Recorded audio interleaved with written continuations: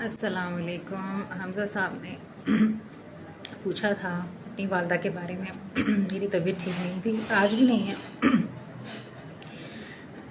लेकिन मैं बना नहीं पाई, अब बनाती हूँ। कुछ पेशेंट का फ़्लो भी ज़्यादा था उन दिनों, तो ऐसा सच टाइम नहीं निकाल पाई।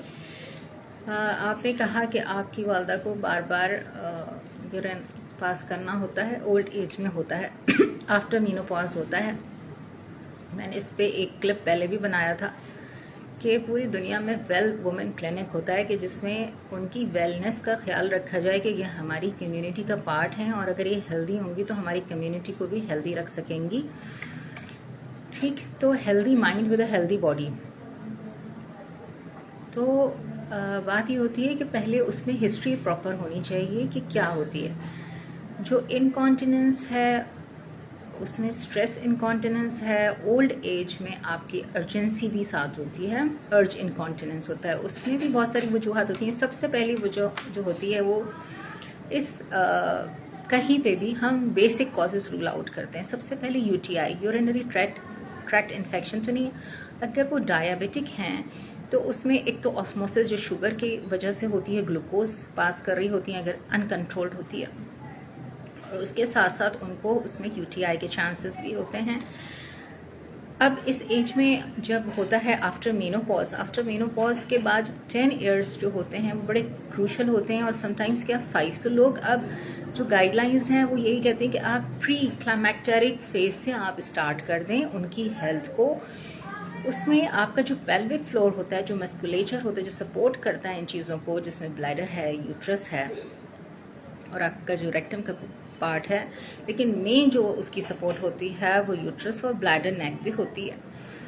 अगर उसकी वीकनेस होती है तो वो इसको एडिट कर देती है, इट्स मेन फैक्टर। ठीक है, उसमें आपका स्ट्रेस इनकॉन्टिनेंस, तो जो इस एज में मिक्स यूरिनरी इनकॉन्टिनेंस होती है, मिक्स सिम्टम्स होते हैं और मिक्स वजूहात होती हैं, एडिट होती हैं, और हर एक वजह की अलग अलग ट्रीटमेंट है।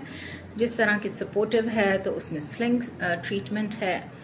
मेडिसिन पे हम बहुत बाद में आते हैं। सबसे पहले हम life style modification, always you have a life style modification. उसके बाद अगर उससे नहीं हो रहा then we have a treatment. जब हम ट्रीटमेंट करेंगे अकॉर्डिंग टू द कॉज, सबसे पहले उनका यूरिन का एक टेस्ट करवाइए, यूरिन कंप्लीट एग्जामिनेशन या डिटेल एग्जामिनेशन।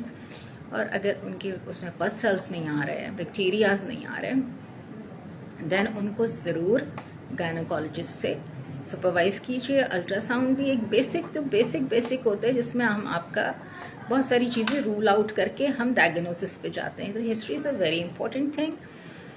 उसमें अगर वो रात में बार बार उठ रही हैं तो उसमें वाटर इनटेक, जिसको आप यूरिनरी डायरी कहते हैं, उसको भी मेंटेन करवाते हैं कि कितना इनटेक ले रही हैं। उसमें जो है वो चाय या कॉफ़ी, कैफीन और निकोटीन की जो ले रही हैं, निकोटीन तो नहीं, ज़ैंथीन और ये जो कैफीन है, इसको आप कितना ले रहे हैं और किस ड्यूरेशन पे ले रहे हैं। सुबह के वक्त ले रहे हैं, अगर रात में ले रहे हैं तो नॉक्टूरिया होगा, ऑब्वियसली आप रात में उठ के बार बार वॉशरूम जाएंगे। अच्छा, वेदर का इफेक्ट बहुत होता है, सर्दियों में बहुत चीज़ ये प्रॉब्लम बढ़ जाती है।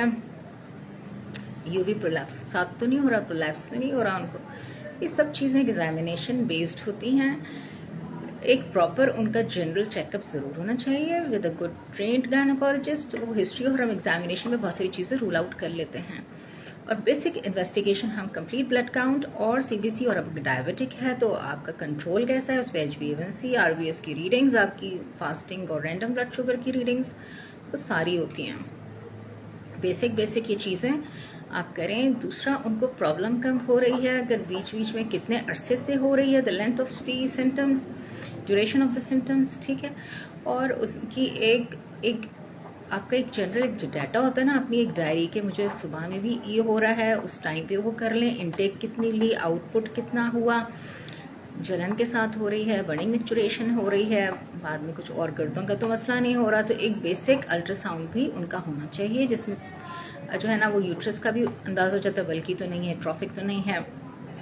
कुछ हम अंदाज़ा लगा लेते हैं कि जो टिश्यूज़ को देख के पोस्ट मीनोपॉजल और यूरोजेनिटल जो है वो ट्रॉफी हो रही है, वो बहुत ज़रूरी होता है।